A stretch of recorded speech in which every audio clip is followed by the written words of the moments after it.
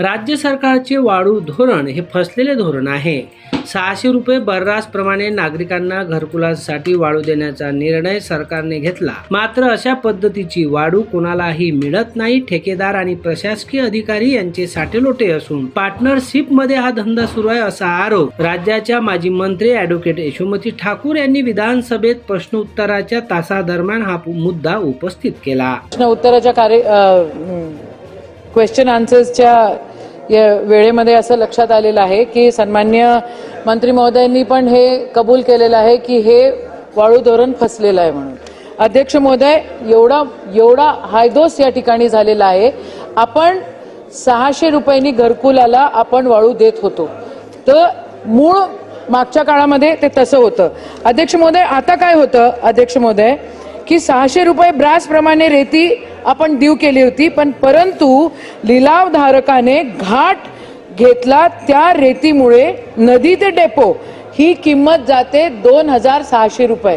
अध्यक्ष महोदय, आणि त्यात वाळूचा खर्च वेगळा आपण जर काढला तर 6000 चा वर खर्च त्या ठिकाणी घरकुलामध्ये 6000 च्या वर ब्रास तेवढा खर्च होतो. अध्यक्ष महोदय, या धोरणाला आपण फसवं म्हणणार की नाही म्हणणार? दुसरी गोष्ट अध्यक्ष महोदय,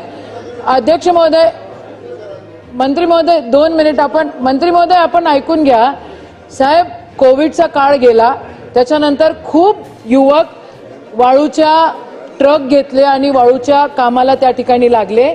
पण जिथे घाट देण्यात आलेले आहेत त्या ठिकाणी जे रेव्हेन्यूचे अधिकारी आहेत त्यांची अवैधरित्या पार्टनरशिप आहे मोठ्या प्रमाणामध्ये.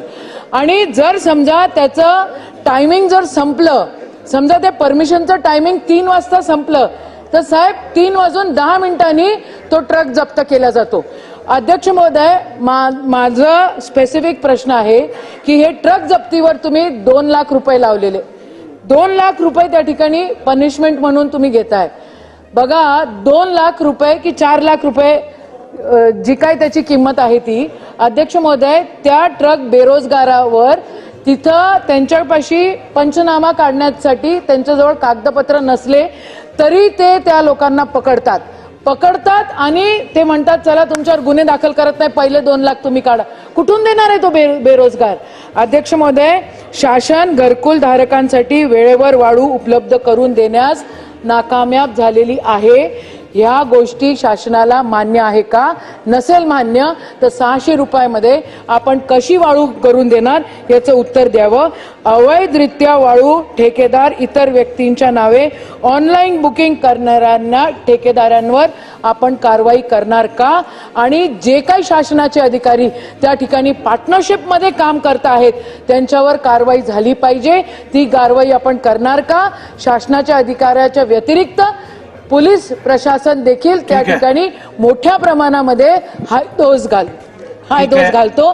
याच्यासाठी आपण काय उपाययोजना करणार? मंत्री महोदय. अध्ययन समाचार लाईव्ह, अमरावती.